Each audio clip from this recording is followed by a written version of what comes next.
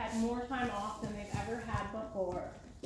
And on top of that, our last session I felt really discouraged about because I just didn't feel like it went as well as I had expected. I really was thinking I was going to get the saddle on. Talking to a few friends made me feel a lot better. I've got a friend, all she does is start Mustangs, and she's got one with 60 days, and she just started saddling, so I don't feel like I'm too far behind. I also feel like I was probably asking too much. My goal should have probably just been to set the saddle on top of them. So just kind of reevaluating how we're doing things, or how I'm doing things, I should say. And going back, and maybe not being as intentional about having the goal of saddling him. Like, not saying I'm not going to saddle him, but just maybe breaking that goal into smaller pieces.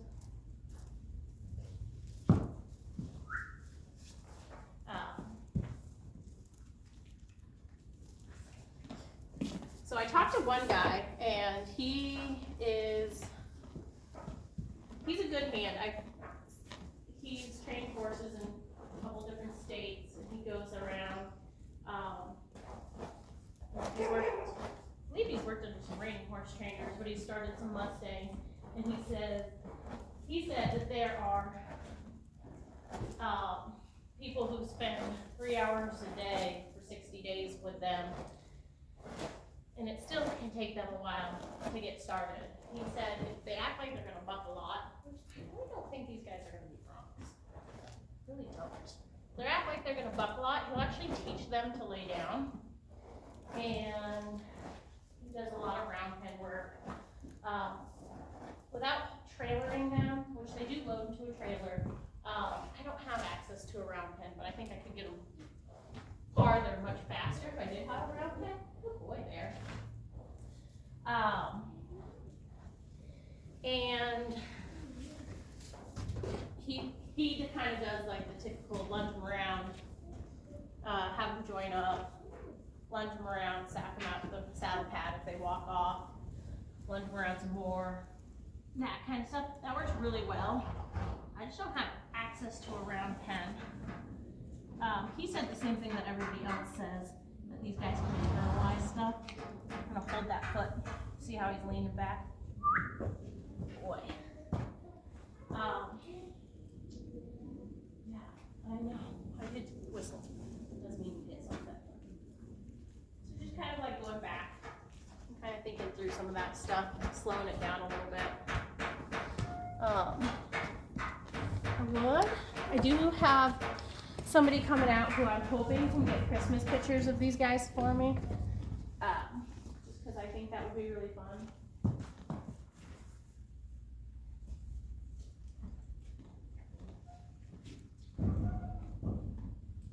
Ralphie is outside. He is wearing a jacket. And every part of him does not believe horses should be outside unless the weather's beautiful. So you will see him protesting at the back door. He's not a fan of being outside. I actually let Bear in, but I think that if Bear's inside or outside, even for a day or two, he gets a little bit regressed, even over having a day or two off. When he's outside, it makes a big difference in his personality, I think. I think if I had to guess, he's probably not sleeping as well outside. He's probably tired, probably more stressed out. There's definitely a big difference in his personality when he's outside. I'm gonna go around, pick up all 4 feet. Give this brush buster. Sag him out to the saddle pad. Good boy. I really wanted to do some outside stuff today. It was kind of nasty out.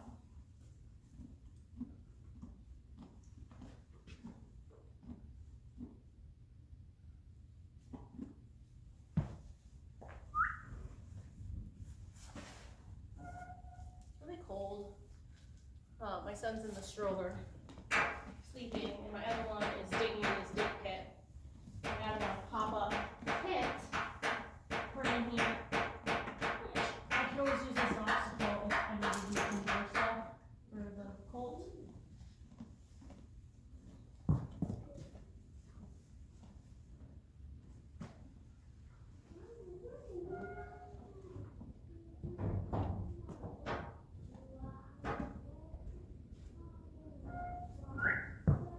His feet are looking so much better.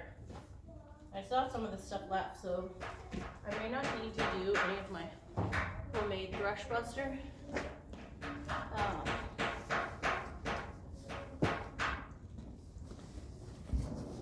The cat.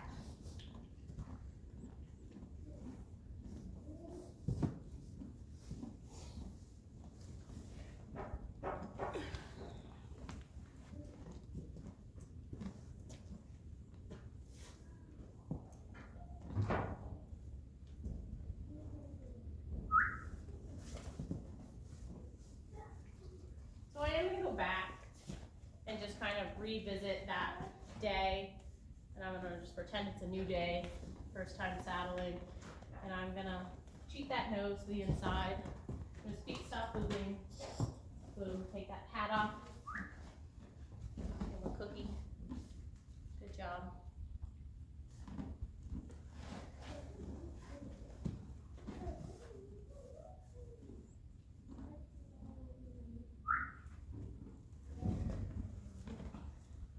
Spend some time with that. Then I'm gonna put the saddle on, and if he just lets me put the saddle on today, without being goofy, I'm gonna call it a win. You know, he goofed around there. Like that. We dress you up, and that's just gonna be how it is. If anybody watching has a big enough Christmas wreath in my area that I can borrow it and put it on them for Christmas pictures, I would love that. My husband doesn't think I can get one on them, but I think I can. Hey, baby. Oh, it's so stressful when people are doing weird stuff to you.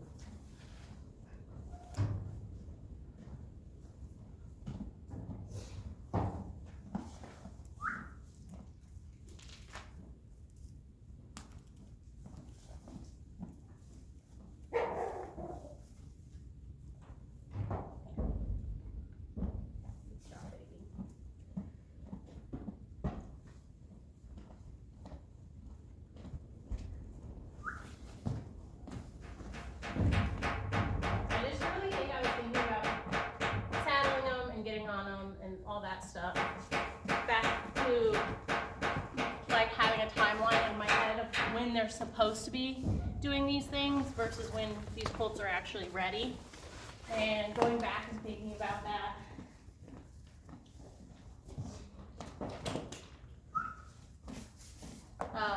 Taking a step back and just doing more what's fair to them versus what I think their timeline needs to be.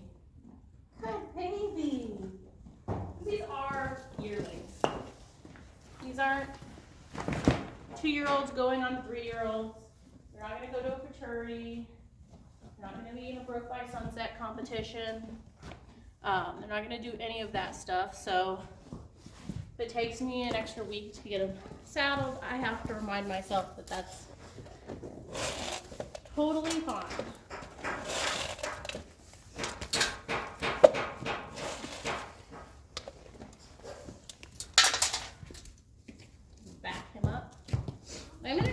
Spray him with some Shoshing because he is just filthy, and we know how he feels about Shoshing. So, oh gosh, oh gosh, oh gosh, oh gosh, oh gosh. Move. Feet stop moving. I stop going for him. You did good, baby. You survived. Yeah. Oh gosh, oh gosh. There.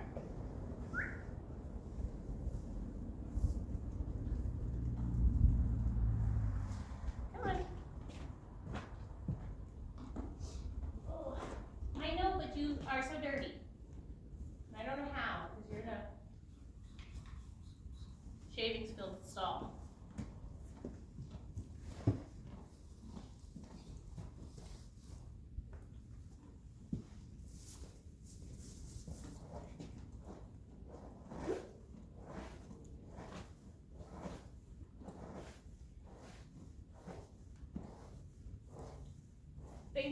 been thinking about something that Clinton Anderson says, where he talks about how he only starts now talented horses, because it's not the buck and all that's gonna get you hurt. It's the horses that aren't athletic, that fall down with you, do those sort of things. And I thought that was a really interesting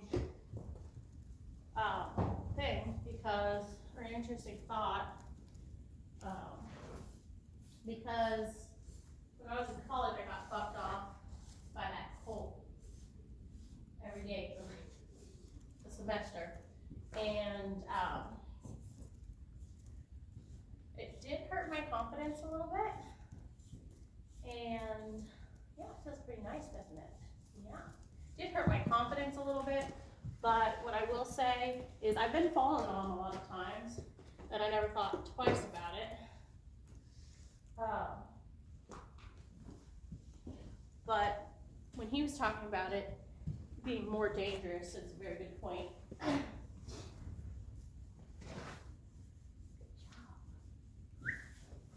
Yeah. There you go.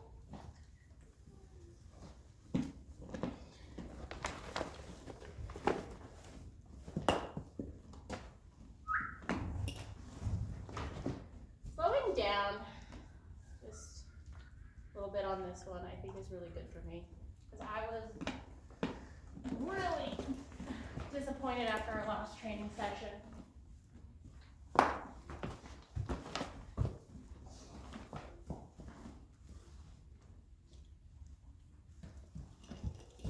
But really, when I sit back and think about it, what I was asking from the horse, my timing, my mechanics, how quickly I was going for it, it didn't fit any of our previous training. So it really wasn't fair. So today, my goal is just to set this on him, and then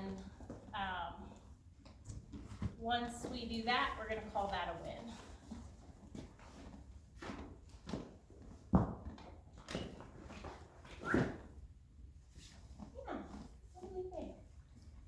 Keep in mind, everything I do, I want to do on the left and the right.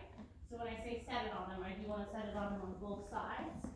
But today I'm not going to be thinking about putting that cinch on. I'm not going to be thinking about any of that stuff. I'm just going to say, can I set this on you to give you some treats on both sides?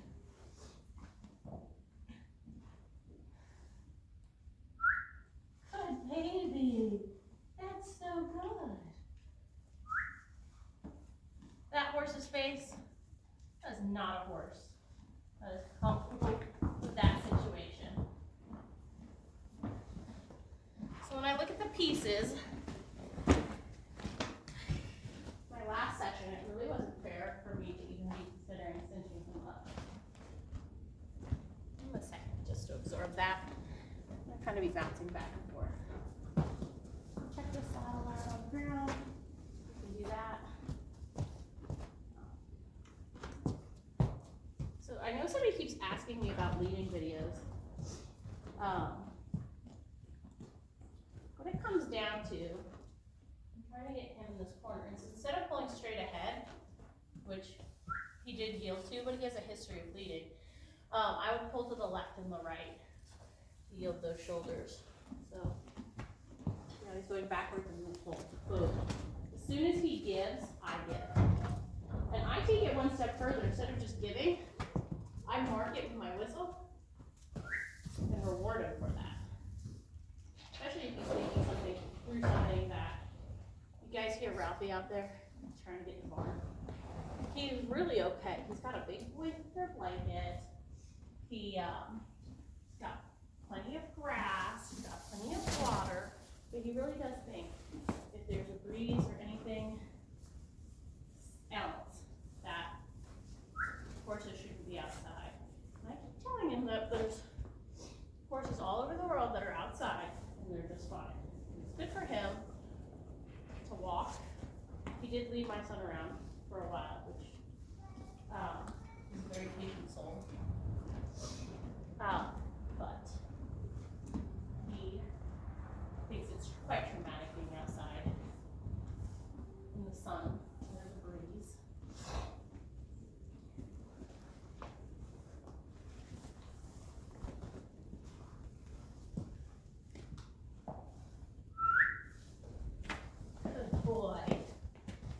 good boy. And I was talking to the older cowboy. He was like, yeah, this is what I do. And I'm like, yeah, I do that too. And we were talking about everything. And I was like, as he was talking, and I was like, yeah, thinking in my head, yeah, I'm just trying to skip steps. That's all this is. And when you skip steps is when you get hurt. So I'm just really going to go back. I'm going to make it more pleasant for the horse, more pleasant for me. Go at my horse's level. If it takes an extra week, it takes an extra week. I really liked how this colt stood perfectly still while I was approaching with that saddle. That's why I marked it and took the pressure off.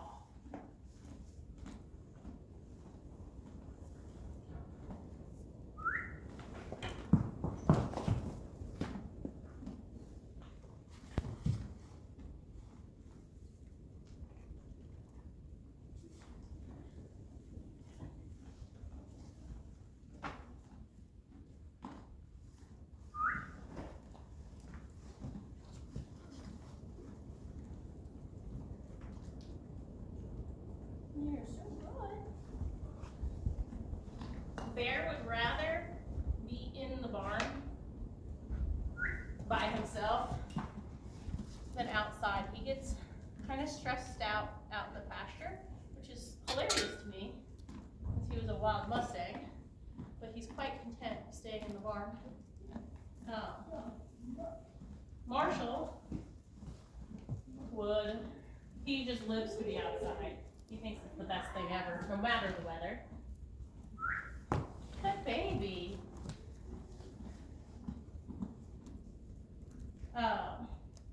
Bandit, he's just so easygoing. He doesn't really have a preference which side he's on. I'm going to call that a win for the day. By lowering my criteria,